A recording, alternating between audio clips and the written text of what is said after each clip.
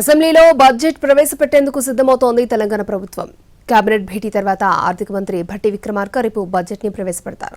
మరోవైపు ఇవాళ అసెంబ్లీలో రైతు రుణమాఫీపై చర్చ జరుగుతుంది. అలాగే కేంద్ర బడ్జెట్లో రాష్ట్రానికి కేటాయింపులు జరపలేదు అంటున్న తెలంగాణ ప్రభుత్వం ఆ అంశంపైన చర్చించనుంది. రేపు అసెంబ్లీలో బడ్జెట్ ప్రవేశపెట్టనుంది తెలంగాణ ప్రభుత్వం. రేపు ఉదయం సీఎం రేవంత్ రెడ్డి అధ్యక్షతన కేబినెట్ సమావేశమవుతుంది. రాష్ట్ర బడ్జెట్ కు ఆమోదం తెలపనుంది.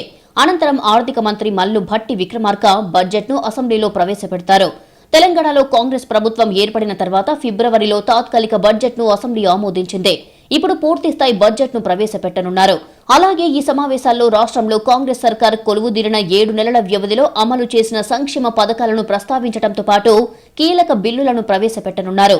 బడ్జెట్ పై చర్చ అనంతరం ఈ నెల 31న ద్రవ్య వినిమయ బిల్లుకు సభ ఆమోదం తెలపనుంది. ఇక ఇవాళ అసెంబ్లీలో రైతు రుణమాఫీపై చర్చ జరగనుంది. అలాగే కేంద్ర బడ్జెట్ పైన తెలంగాణ అసెంబ్లీలో చర్చ జరగనుంది.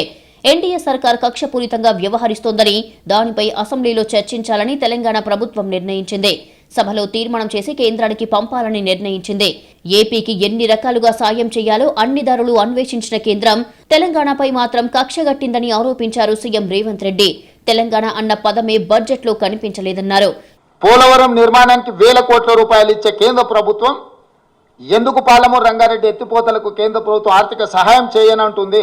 అమరావతి నిర్మాణానికి వేల కోట్ల రూపాయలు ఇస్తా అంటున్న కేంద్ర ప్రభుత్వం హైదరాబాద్ నగరంలో మెట్రో విస్తరణకు కానీ, మూసీ రివర్ డెవలప్మెంట్ ఫ్రంట్కు కానీ, రీజనల్ రింగ్ రోడ్ కోసం కానీ, వరంగల్లో ఆదిలాబాద్లో ఏర్పాటు చేయాలనుకుంటున్న ఎయిర్పోర్టులకు ఎందుకు ప్రత్యేకంగా నిధులు ఇవ్వరు అని చెప్పి కేంద్ర ప్రభుత్వాన్ని తెలంగాణ రాష్ట్ర ప్రభుత్వం ప్రశ్నిస్తున్నది.